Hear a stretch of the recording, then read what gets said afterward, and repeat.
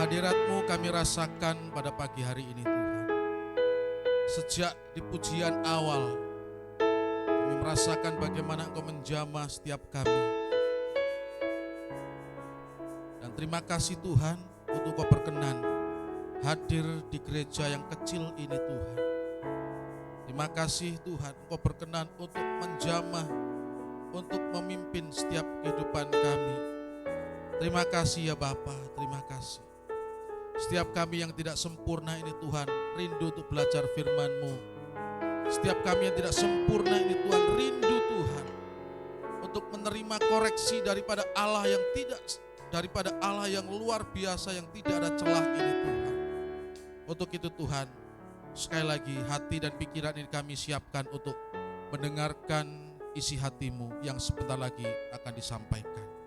Dan kami mohon Roh Kudus menolong setiap kami untuk kami dapat mengerti dan memahami firman yang ada. Di dalam nama Tuhan Yesus Kristus kami berdoa dan siap untuk belajar firman. Haleluya. Amin. Baik, shalom Bapak Ibu.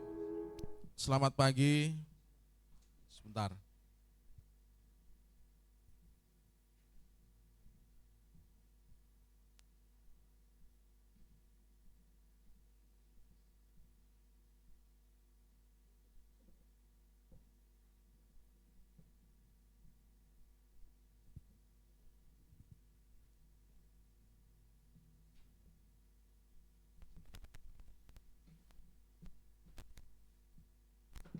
Baik, puji Tuhan kita ada di pertengahan tahun 2024.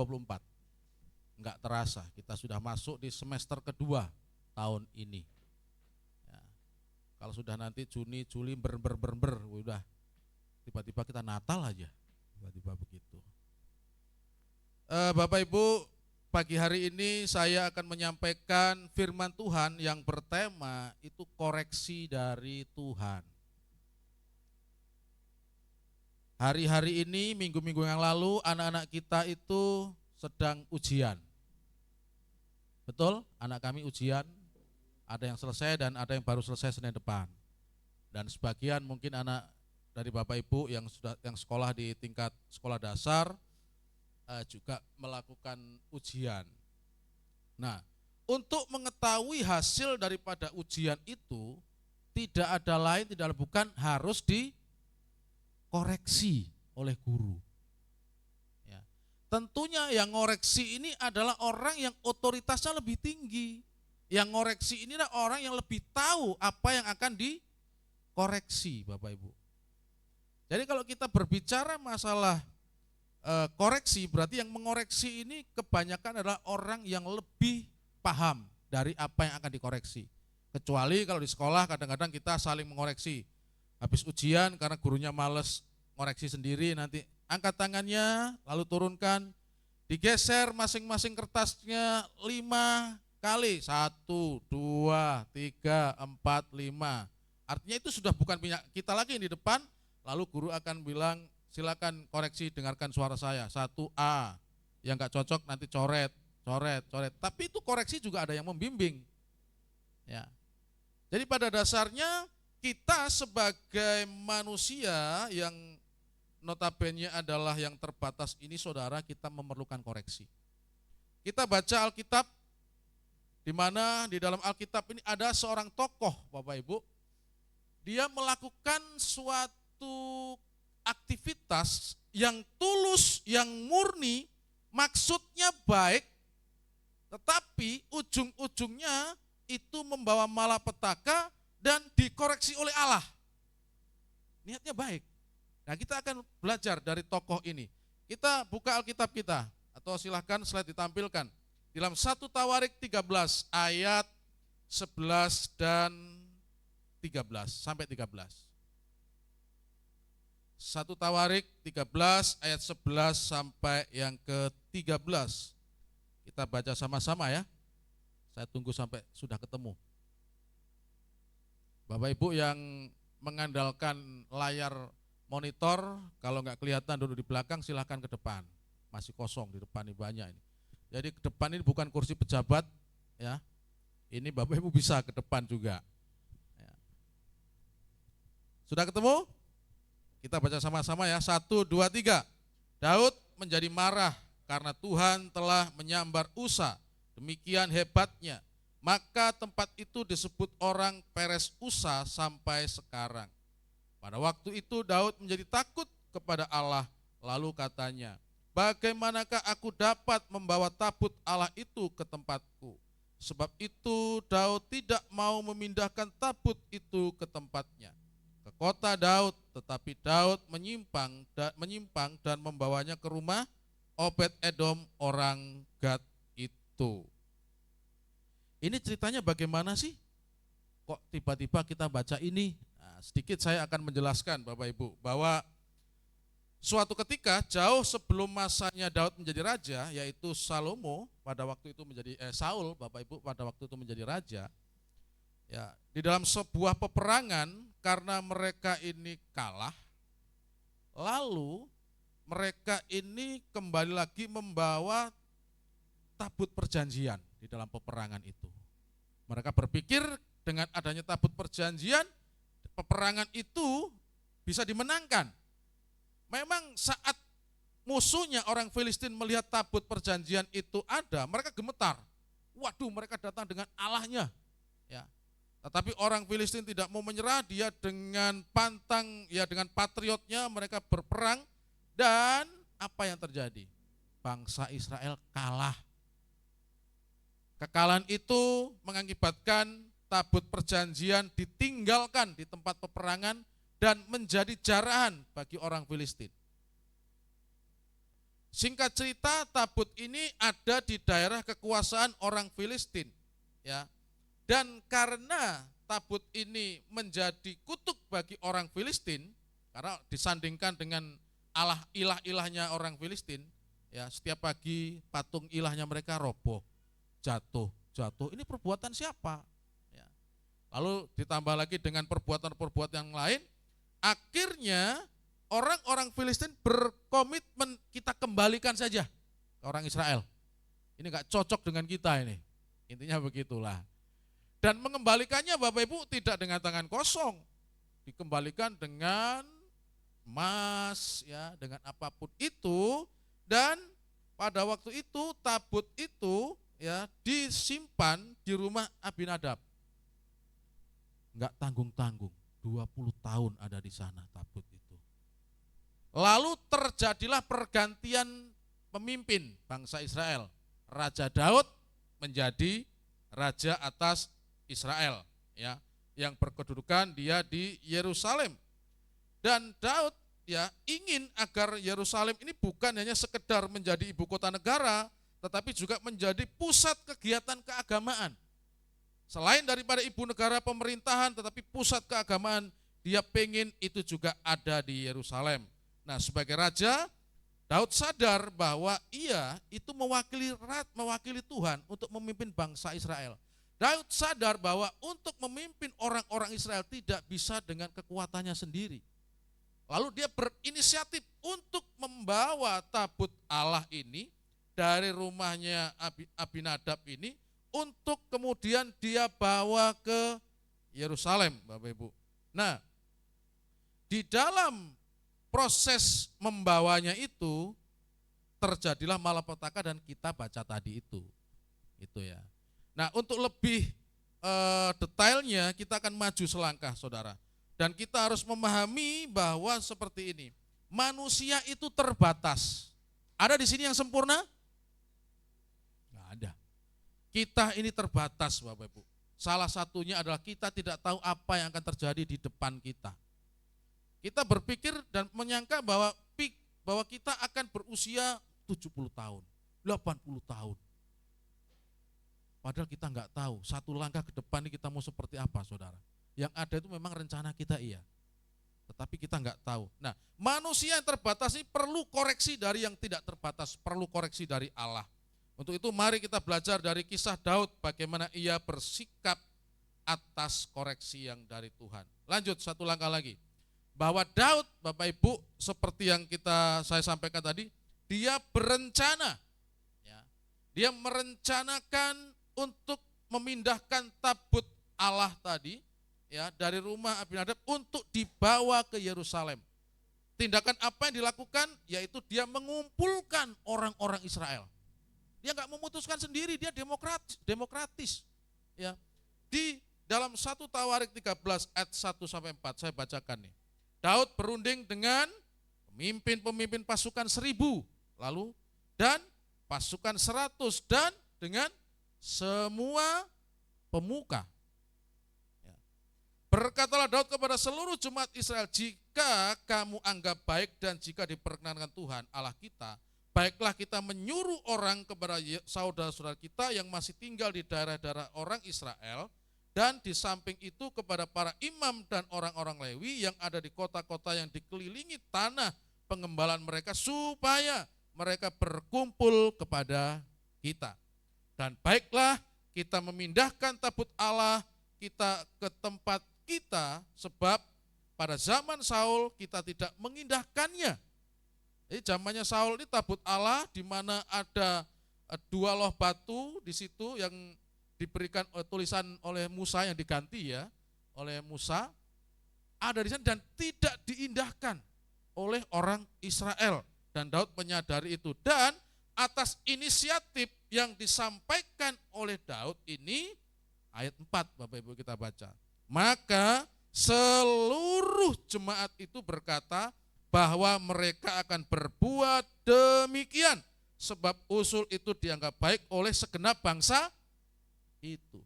Artinya seluruh hadirin yang ada 100% bulat, tidak ada yang menolak untuk memindahkan tabut Allah. Susah loh Bapak Ibu mengumpulkan orang untuk 100% suara bulat itu. Susah. Tetapi ini yang terjadi adalah 100% setuju dengan rencana Daud. Langkah awal rencananya bagus, karena tidak ada niat untuk tidak baik. Lalu kita lanjut lagi berikutnya. Sekarang pelaksanaannya. Nah ini pelaksanaannya, rencana dan pelaksanaannya. Daud melaksanakan apa yang sudah direncanakan, Daud melaksanakan apa yang sudah disepakati oleh pemimpin pasukan 1000, pemimpin pasukan 100 dan seluruh pemuka-pemuka. Ya. Lalu di sini dikatakan seperti ini. Ayat yang ke-5 sampai 9 saya bacakan. Lalu Daud mengumpulkan semua orang Israel dari sungai Sikron di Mesir sampai ke jalan yang menuju Hamat untuk menjemput tabut Allah dari Kiryat Yearim. Lalu Daud dan segenap orang Israel berangkat ke Baala, ke Kiryat Yearim, yang termasuk wilayah Yehuda, untuk mengangkut dari sana tabut Allah yang disebut dengan nama Tuhan yang bertahta di atas kerubim. Mereka menaikkan tabut Allah itu ke dalam kereta yang baru dari rumah Abinadab, sedang Usa dan Ahyo mengantarkan mereka kereta itu. Daud dan seluruh orang Israel menari-nari di hadapan Allah dengan sekuat tenaga. Diiringi nyanyian, kecapi, gambus, rebana, ceracap, dan nafiri. Bapak Ibu bisa bayangkan perpindahannya tabut ini meriahnya kayak apa. Sampai orang nomor 1 di Israel turun tangan ke jalan dan dia juga ikut memuji, ikut menari-nari. Kalau pimpinannya sudah menari Bapak Ibu, gak mungkin pasukannya gak menari. Kalau Pak Jokowi di sini depan misalkan dia berjoget, Panglima di belakangnya cuma dilihat aja gini, oh pasti ikut begini-begini. Iya, dan inilah yang terjadi proses pemindahannya. Daud dan seluruh orang Israel menari-nari di hadapan Allah. Ya, ayat 9, ketika mereka sampai ke tempat pengirikan Kidon, maka Usa mengulurkan tangannya memegang tabut itu karena lembu-lembu itu tergelincir. Lanjut, ayat 10 sampai 13. Maka bangkitlah murka Tuhan terhadap Usa, lalu ia membunuh dia, oleh karena Usa telah mengulurkan tangannya kepada tabut itu. Ia mati di sana di hadapan Allah. Ini yang kita baca teks tadi. Daud menjadi marah karena Tuhan telah menyambar Usa, demikian hebatnya, maka tempat itu disebut orang Peres Usa sampai sekarang. Pada waktu itu Daud menjadi takut kepada Allah, lalu katanya, bagaimanakah aku dapat membawa tabut Allah itu ke tempatku? Sebab itu Daud tidak mau memindahkan tabut itu ke tempatnya, ke kota Daud, Tetapi Daud menyimpan dan membawanya ke rumah Obed Edom orang Gad itu. Rencana yang disetujui oleh forum 100%. Proses daripada perjalanannya, Daud dan segenap seluruh orang Israel sungguh-sungguh memuji Tuhan, menari dengan kecapi, tadi dikatakan di situ dengan apa lagi tadi? Dengan gambus, dengan rebana, diiringi nafiri, diiringi nyanyian yang sangat meriah, saudara. Tetapi hasil daripada pelaksanaan ini gatot. Arti gatot toh? Gagal total. Ya. Gagal total ini rencana ini. Tentu ada suatu pertanyaan di sini. Ya, ada suatu pertanyaan yang perlu harus direnungkan. Atas reaksi ini, ya, atas reaksi ini, apa yang Daud putuskan, saudara? Satu nih, lihat slide selanjutnya. 1 Tawarik 13 ayat 11 dan 13. Atas insiden ini, kegagalan ini, ya, Daud satu nih yang dilakukan Daud nih ya. Ayat 11 dari 1 Tawarik 13. Daud menjadi marah. Ya. Bisa jadi dia marah, pantas saja. Kita sudah planning sedemikian rupa. Kurang apa orang-orang di antara kita? Ya. Sekuat tenaga bahkan aku sampai meninggalkan istana dan aku ikut rombongan berjalan. Ya. Tapi ini gagal, ya. Daud marah karena Tuhan telah menyambar usaha demikian hebatnya, maka tempat itu disebut bla bla bla bla. Yang kedua, pada waktu itu Daud menjadi takut. Yang pertama atas rencana yang gagal ini, pertama Daud marah. Yang kedua, dia takut. Ya. Takut kepada Allah, lalu katanya, bagaimana aku dapat membawa tabut Allah ini ke tempatku? Pertanyaan. Takut ditambahi dengan suatu pertanyaan. Yang ketiga, reaksi Daud adalah sebab itu Daud tidak mau memindahkannya. Apa? Ngambek. Marah, takut, lalu ngambek. Memutuskan gak usah dipindah deh. Di sana saja. Biar di rumahnya Obed Edom saja. Nah, atas apa yang terjadi ini kita masuk, saudara. Koreksi dari Tuhan. Daud dikoreksi Tuhan. Maka tindakan Allah mengoreksi apa yang dilakukan oleh Daud satu langkah lagi. Apa yang dikoreksi oleh Tuhan pertama, saudara? Bahwa Daud itu memakai caranya sendiri. Ya. Hal ini sangat berbeda dengan apa yang Tuhan mau, saudara. Mungkin bahwa Daud berpikir bahwa posisinya sudah kuat, kekuatan didukung oleh kekuatan militer 100%, pasukan 1000, pasukan 100, dan seluruh pemuka menyetujuinya, masyarakat menyetujuinya, maka Daud memakai dengan caranya sendiri. Tidak perlu lagi belajar dan bertanya kepada Allah. Ya. Untuk itulah koreksi pertama yang dilakukan oleh Daud adalah Daud tidak meminta petunjuk Tuhan. Karena proses untuk membawa tabut Allah ini, itu ada aturannya, ada perintahnya dari Tuhan. Dan Daud tidak melakukan itu. Kenapa? Karena dia pikir yaitu, pasukanku semuanya menyetujui, seluruh pemuka menyetujui, lalu apa lagi? Ayo kita jalan sudah. Kita belajar dari orang Filistin aja supaya cepat. Orang Filistin lakukan itu dan berhasil kok sampai ke tempatnya. Ya. Karena apa Tuhan? Karena Tuhan itu memiliki aturan-aturannya sendiri. Ya, lalu Tuhan tegur, kamu ini tidak meminta nasihat saya. Kamu enggak harus meminta nasihat orang-orang itu. Kenapa? Aturannya jelas.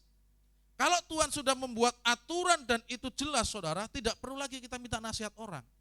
Kecuali kalau aturannya itu membingungkan kita atau aturannya itu adalah aturan yang seperti mengambang, baru kita minta pendapat, minta pandangan. Kalau aturannya sudah jelas, nggak usah ditafsir lagi.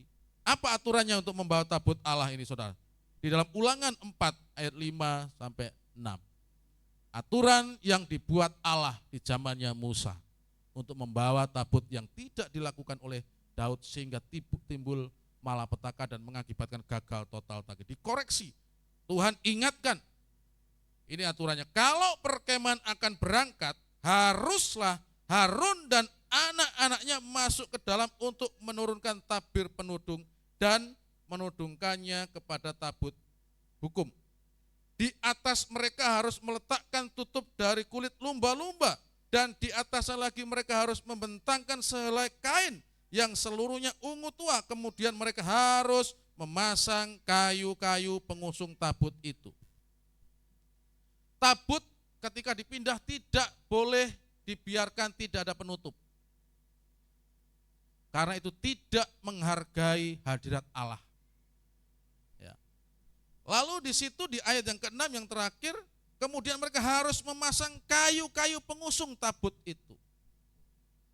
Bilangan 7 ayat 9, tetapi kepada Bani Kehat tidak diberikan apa-apa, karena pekerjaan mereka ialah mengurus barang-barang kudus yang harus diangkat di atas baunya.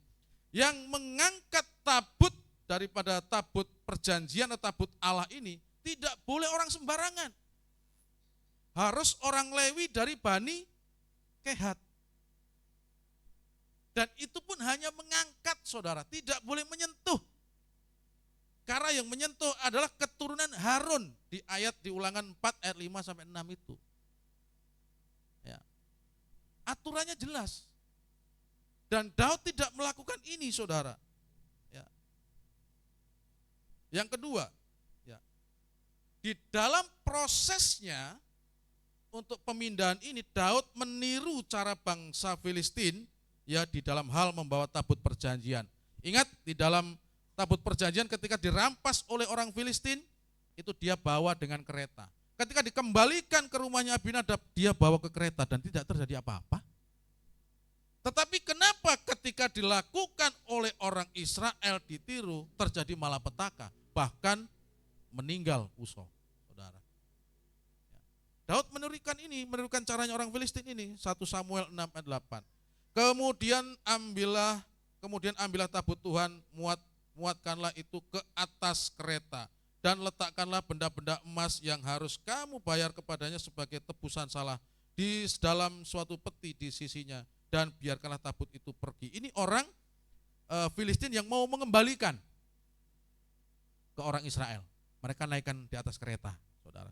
1 Tawarik 13 ayat 7. Mereka menaikkan tabut Allah itu ke dalam kereta, dan baru dari rumah Abinadab sedang Usa dan Ahyo mengantarkan kereta itu. Antara 1 Samuel dan 1 Tawarik ini, saudara, 1 Samuel ini dilakukan oleh orang Filistin, 1 Tawarik 13:7 dilakukan oleh bangsa Israel dalam pimpinan Daud.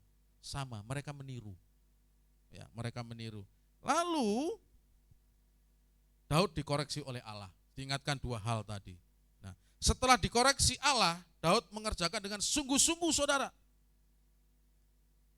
Jadi dia tidak meratapi dan dia tidak ngambek lagi. Setelah dikoreksi oleh Allah, lalu Daud melakukan apa yang Allah mau. Slide selanjutnya, saudara. Maka di dalam 1 Tawarik 15 ayat 2. 1 Tawarik 15 ayat 2 dikatakan seperti ini. Ketika itu berkatalah Daud, janganlah ada yang mengangkat tabut Allah selain dari orang Lewi. Dia mendengarkan koreksi Allah ini. Ya. Sebab merekalah yang dipilih Tuhan untuk mengangkat tabut Tuhan dan untuk menyelenggarakannya sampai selama-lamanya. Dia dikoreksi, saudara. Atas kegagalan yang pertama tadi dikoreksi. Lalu dia memerintahkan tidak ada yang boleh mengangkat tabut Allah. Ya. Tabut Allah harus diangkat, jangan taruh di atas kereta lagi. Ya. Dan hanya orang Lewi dari suku Kehat yang boleh mengangkat tabut itu. Dia mengikuti koreksi Tuhan. 1 Tawarik 15 ayat 15. Kemudian Bani Lewi mengangkat tabut Allah itu dengan gandar pengusung di atas bahu mereka, seperti yang diberitakan Musa sesuai dengan firman Tuhan. Lalu dipikul, tidak naik kereta lagi. Ini koreksinya dari Tuhan ini.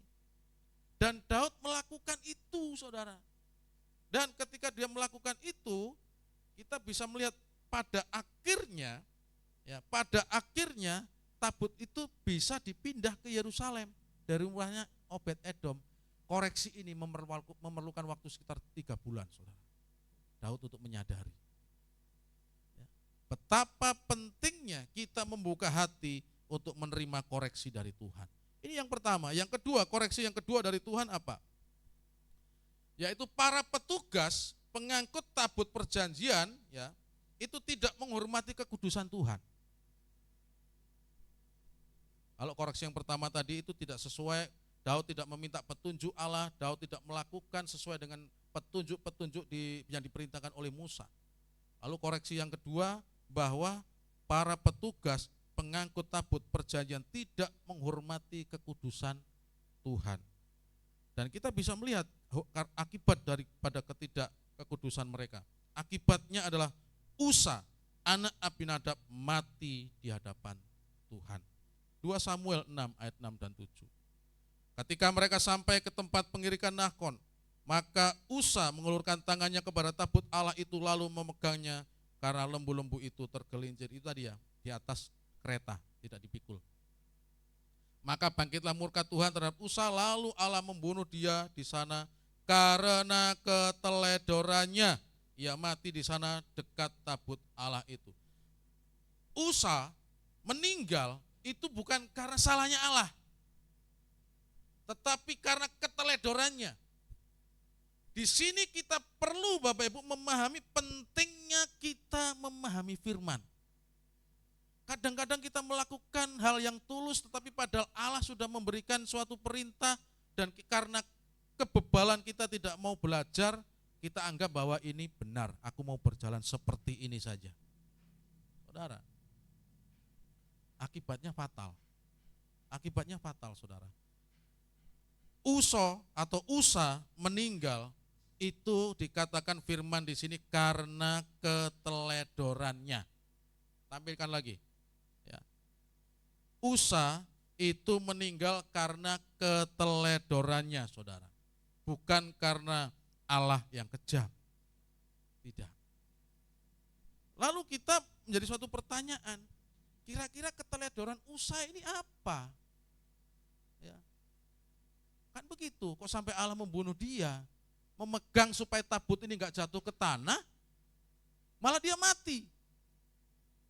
Kan niatnya Usa ini kan bagus, menyelamatkan tabut itu, kan begitu niatnya nih, bagus, dia mau menolong Allah.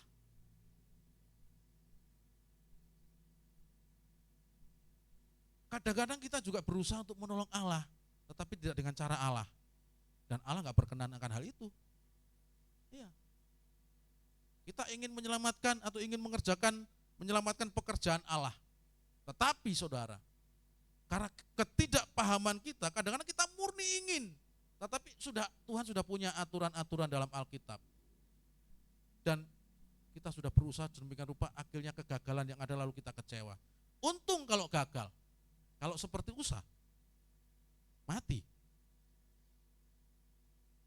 Kalau sekarang mungkin mati dalam kerohanian. Lebih parah lagi itu, hidup tapi mati. Enggak merasakan apa-apa, berbuat dosa ya aman-aman saja. Ya. Doa nyantai saja. Itu bahaya, saudara. Ya. Apa sih keteledoran Usa? Kita lihat Ulangan 31 ayat 15, saudara. Seperti ini. Setelah Harun dan anak-anaknya selesai menudungi barang-barang kudus dan segala perkakas tempat kudus, pada waktu perkemahan akan berangkat. Ini kira-kira kan begini nih. Setelah Harun dan anak-anaknya menudungi barang-barang kudus dan segala perkakas tempat kudus termasuk tabut itu, berarti hanya keturunan Harun dan anak-anaknya yang bisa menyentuh tabut Tuhan itu. Selain daripada keturunan Daud tidak bisa. Keturunan dari Harun. Meskipun itu suku Lewi, saudara. Barulah orang Kehat. Nah, setelah semuanya siap, disiapkan oleh keturunannya Daud dan Harun dan anak-anaknya, saudara. Setelah semuanya siap, barulah orang Kehat boleh masuk. Ingat ya, boleh masuk ke dalam untuk mengangkat ya. Artinya langsung memegang tongkat yang untuk mengangkat itu, tidak memegang tabut ya. Karena itu hanya khusus untuk Harun dan keturunannya. Untuk mengangkat barang-barang itu, tetapi janganlah mereka kena kepada barang-barang kudus itu, nanti mereka mati. Ini aturan sudah dibuat Tuhan. Sebagaimana kita belajar Adam dan Hawa lalu. Adam dan Hawa diusir dari Taman Eden bukan karena arah kejam. Karena ketetapannya seperti itu, sudah dibuat aturannya. Nah, kita ini kan hidup oleh karena aturan-aturan yang ada. Pada zaman ini, saudara, dikatakan selain daripada keturunan Harun dan anak-anaknya, kalau pegang itu mati. Meskipun itu Bani Kehat yang ngangkat ini, tugas dia hanya ngangkat saja, enggak boleh pegang. Kalau pegang, Tuhan jelas-jelas katakan mati. Jadi itulah barang-barang yang di kemah pertemuan yang harus diangkat Bani Kehat.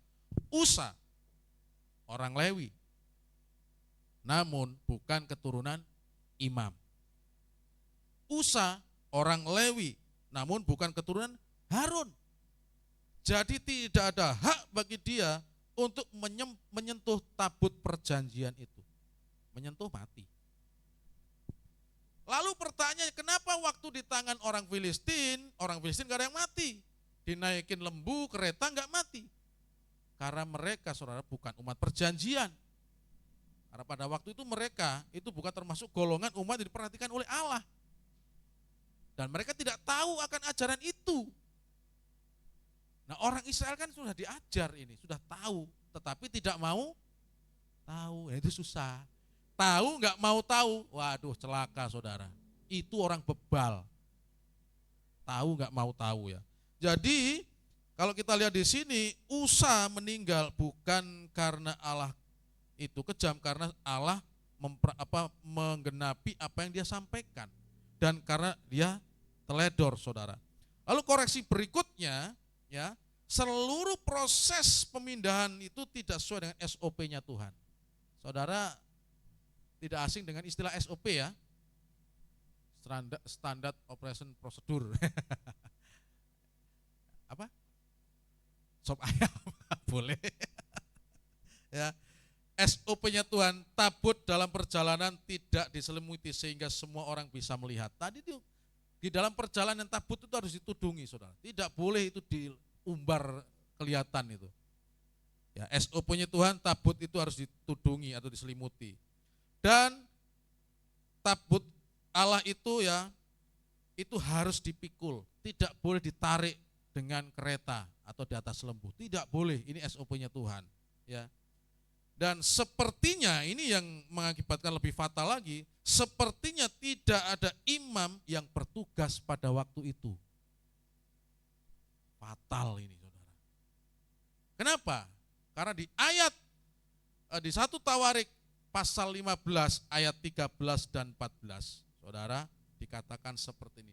Sebab oleh karena pada pertama kali kamu tidak hadir, maka Tuhan Allah kita telah menyambar di tengah-tengah kita, sebab kita tidak meminta petunjuknya seperti seharusnya. Nyadar. Out. Ya. Dia nyadar bahwa imam-imam gak dilibatkan. Tadi kan waktu musyawarahnya kan kepala pasukan 1000, kepala pasukan 100, dan pemuka-pemuka masyarakat. Tidak ada imam-imam dilibatkan, saudara. Nyadar Daud.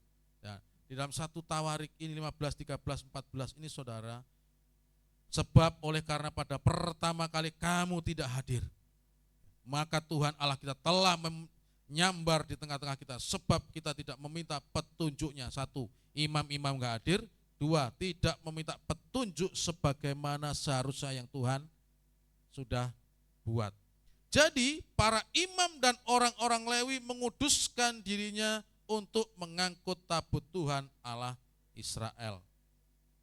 Dikoreksi lagi dan kesimpulannya orang Israel dan Daud bertobat, melibatkan imam-imam, para imam-imam menguduskan dirinya, orang Lewi menguduskan dirinya, dan mereka mengangkut sesuai dengan SOP Allah. Ditutup tabut Allah itu, dipikul, dan hanya imam-imam yang bisa memegang tabut itu. Selain itu enggak boleh. Lalu prosesnya itu bisa sampai ke Yerusalem. Setelah apa? Setelah ada koreksi, saudara. Setelah ada koreksi. Nah, pelajaran yang kita ambil apa ini? Kalau di dalam perjanjian lama kita belajar itu pelajaran-pelajaran yang ada. Kalau masalah kebenarannya itu sudah digenapi semuanya dalam Kristus, saudara. Ya. Nilai moralnya atau pelajaran yang bisa kita pelajari apa? Yang pertama, Bapak Ibu, perlunya kita mengetahui, satu, mengetahui, dua, mengerti, tiga, memahami firman Tuhan. Bagaimana kita mengetahui, bagaimana kita mengerti, bagaimana kita memahami, ya kita harus membaca firman. Kita harus sering-sering ikut dalam persekutuan-persekutuan. Mungkin timbul pertanyaan-pertanyaan saat ini bagi Bapak Ibu, wah bagaimana Bapak Ibu nggak bisa tanya. Ini akan kita bahas di hari Rabu Komsel, datang nanti di sana. Kita diskusi Bapak Ibu, ada pertanyaan-pertanyaan seputar khotbah ini. Ya, perlunya kita mengetahui, mengerti dan memahami firman Tuhan supaya kita tidak salah melangkah. Niat kita bagus, niat kita itu tulus, saudara. Tetapi karena kita tidak mau membaca, kita tidak mau belajar, lalu kita melakukan dengan kemauan kita, kalau Tuhan tegur, ya jangan marah seperti Daud. Ya, lalu takut, lalu ngambek. Tidak, saudara. Kalau dikoreksi oleh Tuhan, dengarkan Tuhan, lalu berikutnya lakukan koreksi dari Tuhan. Koreksi Tuhan itu kembali ke Alkitab, saudara. Kalau ada koreksi dari hamba Tuhan, terus koreksinya itu tidak sesuai dengan Alkitab, itu bukan koreksi Tuhan, saudara. Itu koreksi kemauannya hamba Tuhan, saudara. Ya. Yang kedua yang bisa kita pelajari adalah Allah tidak hanya menepati janji-janjinya, maksudnya janji-janji berkat, janji-janji yang baik-baik itu. Allah menepati janji juga apa? Menggenapi dan menepati janji-janji ancamannya. Tadi kan dikatakan di zamannya Musa, kalau selain Harun dan keturunannya memegang tabut ini mati. Tuhan kan bilang begitu. Dan di dalam ratusan tahun berikutnya di zamannya Daud, Tuhan genapi ancaman ini. Usa meninggal, saudara. Jadi kita harus paham seimbang. Janji-janji Allah itu ada janji berkat, tetapi juga ada janji penghukuman. Jangan yang ada dalam pikiran kita janji berkat. Saudara, Allah juga berjanji untuk menghukum kita. Harus seimbang. Ya. Kalau kita hanya berbicara malah janji berkat, kebaikan, nanti kita lama-lama nanti seperti Kristen progresif itu. Lama-lama nanti neraka nggak ada. Ya. Mana mungkin Allah yang mengasihi, ya, menempatkan anak yang dikasihinya untuk ditempatkan di neraka. Wah, Alkitab jelas kok. Ya. Karena apa? Karena dia membesar-besarkan janji-janji tentang berkat, janji-janji kebaikan. Padahal Allah di sini, saudara, itu juga menggenapi janji-janji ancamannya. Usa meninggal, ini ratusan tahun sebelumnya Tuhan sudah menulis di zamannya Musa. Makanya ditulis, ditawari tadi keteledoran dia. Ya. Kalau dikatakan keteledoran, berarti sebenarnya Usa itu tahu. Ya. Tetapi dia tetap melakukan pelanggaran. Gitu loh. Ya. Nah, kita jangan seperti itu. Pelajaran ketiga, motivasi dan tujuan Daud itu tulus. Namun Allah mengoreksi Daud karena ada kesalahan prosedur. Kalau kita dikoreksi Allah, saudara, maka terimalah itu sebagai suatu bentuk kerendahan hati kita, memang kita memerlukan koreksi. Kalau kita dikoreksi oleh orang lain, saudara, di dalam pekerjaan, dikoreksi pimpinan, dikoreksi teman, jangan menolak mentah-mentah. Sepanjang koreksinya itu adalah untuk kebaikan, untuk perbaikan, kita kerjakan. Karena kita ini gak sempurna. Lalu koreksi apa untuk jemaat di tempat ini? Pertanyaan kan berikutnya begitu tuh. Ya. Di dalam kunjungan-kunjungan yang ada, Bapak Ibu, saya selalu bilang begini ke jemaat yang kami kunjungi. kemarin terakhir tuh ke Pak Aidan, ke Bu Cynthia, saya tanya, selama beribadah di kami kira-kira apa yang perlu kami perbaiki? Apa yang perlu untuk kami misalkan supaya lebih baik? Karena kami memerlukan koreksi itu. Ya. Nah, koreksi apa untuk jemaat di tempat ini? Salah satunya yang terus menerus saya ulang-ulang ini, saudara. Ya. Kenapa saya ulang-ulang? Supaya seperti iklan. Iklan diulang-ulang, akhir-akhirnya kita, kalau warna begini, tulisan ini, ini Oppo. Ini kalau ada Apple yang cuil sedikit ini, ini Apple ini. Merek gitu. Karena diulang-ulang terus. Nah, saya juga mau ngulang-ulang koreksi tentang ini. Silakan, klik lagi, satu lagi. Ini koreksi real minggu lalu, saudara.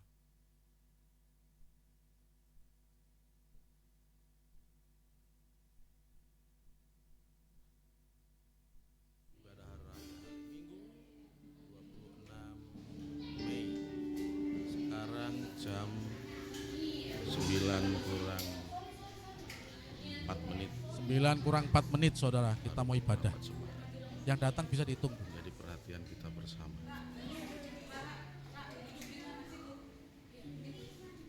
Yang saya lihat di sini itu sudah menjadi budaya itu 9.20 baru rame gereja. Ini koreksi untuk kita semua. Kalau memang ibadah ini kurang menarik, tolong kasih masukan kepada gembala. Tolong kasih masukan kepada pengurus ibadah, khususnya apa namanya ini yang biasa duduk di sini ini, koordinator pelayanan. Kurang menarik ibadahnya gitu ya, supaya kita antusias begitu. Ya. Saya merasakan pujian ini dari awal itu luar biasa. Nggak tahu Bapak Ibu, tetapi dari awal apalagi ketika lagu Sena itu saya tidak tahu, saudara, air mata saya meleleh terus, saudara. Saya merasakan bukan karena pertolongan, tapi saya merasakan akan kebesaran Allah. Nah, saudara yang melewati pujian nggak merasakan itu. Momen itu saudara nggak rasakan. Ya. Tapi kami merasakan itu. Lalu saudara duduk tiba-tiba tinggal firman. Nah, firman ini saudara kita perlu pikiran ini, saudara, ini perlu juga mungkin 5 menit, 10 menit loh untuk menetralkan ini dari jalan. Ya. Lalu, kita mau dapat apa? Kenapa ini saya sering lakukan, saudara? Ingatkan, ini koreksi untuk kita semuanya, untuk saya, ya, untuk semuanya. Ini sudah saya sampaikan di rapat majelis. Kalau ngobrol-ngobrol ini kadang-kadang juga sudah sampaikan ke jemaat. Lalu ini kita sampaikan ke semua, bukan kepada Bapak Ibu, kepada saya juga. Untuk supaya ke depannya kita itu disiplin dalam waktu, saudara. Saya enggak mau telat, kenapa? Saya menghargai satu orang yang datang tepat waktu. Daripada lalu kita kompromi menunggu sampai penuh, nanti lama-lama yang disiplin ini molor juga nanti. Ya. Ini kita belajar, ini masih di ibadah raya, ibadah pemuda masih sering telat. Komsel dulu 6:30, kita undur jam 7, sekarang mulai jam 7 lebih. Saya nggak tahu penyebabnya di mana ini. Ya.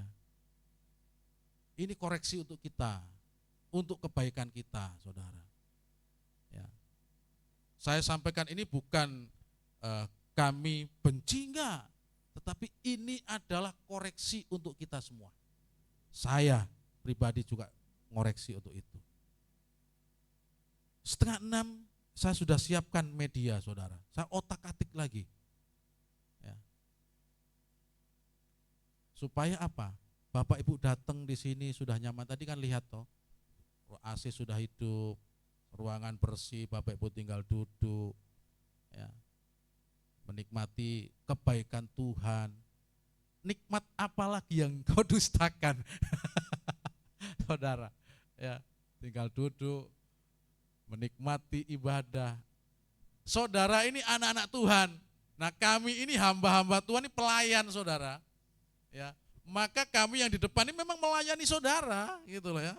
Saudara anak-anak Tuhan, kami pelayan-pelayan, kami melayani saudara. Ya, anak-anak Tuhan harus dijamu dengan baik, anak-anak Tuhan harus dilayani dengan maksimal, ya, supaya apa? Anak-anak Tuhan ini merasakan hadirat Bapaknya. Untuk itu, ke depannya yang perlu saya sampaikan kepada kita, koreksi hari ini untuk jemaat di tempat ini, saudara, yang simpel saja, sehubungan dengan waktu. Jangan terlambat lagi. Waktu itu saudara yang kendalikan. Karena kita sudah tahu jam 9. Ya. Pernah saya tanya di rapat majelis juga, apakah perlu diundur ibadah kita supaya enggak telat? Lalu kita bilang, enggak Pak, kita tetap jam 9. Tetapi kalau tetap jam 9, ayo kita konsekuensi. Semua jemaat dan majelis dan hamba Tuhan harus tepat waktu, saudara. Video tadi itu saya ambil real itu minggu lalu itu. Bisa dihitung gitu. Ya. Jadi itu saja yang bisa saya sampaikan. Saya mengundang pemain musik untuk bisa ke depan. Mari kita terima koreksi dari Tuhan ini bukan sebagai bentuk penghakiman atas kekurangan-kekurangan kita, tetapi terimalah ini sebagai bentuk kasih Allah supaya kita lebih baik, supaya kita lebih disiplin, supaya kita lebih memiliki komitmen, saudara. Pernah saya sampaikan, kalau misalkan Pak Wali Kota yang mau ibadah di sini dan kita tahu, saya yakin jemaat gak ada yang telat minggu itu. Bahkan 30 menit sebelum Pak Wali Kota datang sudah ada semuanya, jadi asar, jadi apa semua, saudara. Ya. Nah, Tuhan itu rindu menunggu kita semuanya di tempat ini. Ya. Dengan berbagai alasan-alasan yang ada, itu semuanya kembali. Kita mau merendahkan hati kita kepada Tuhan, untuk kita mau dikoreksi. Ya. Jika kita diingatkan koreksi yang lain, maka terimalah itu sebagai koreksi dari Allah, tentunya untuk kebaikan kita, saudara. Kita mau selalu di dalam hidup ini menyenangkan Tuhan. Untuk itu biarlah Tuhan membentuk hati kita, membentuk pikiran kita, ya, supaya pada akhirnya hidup kita ini menyenangkan Tuhan.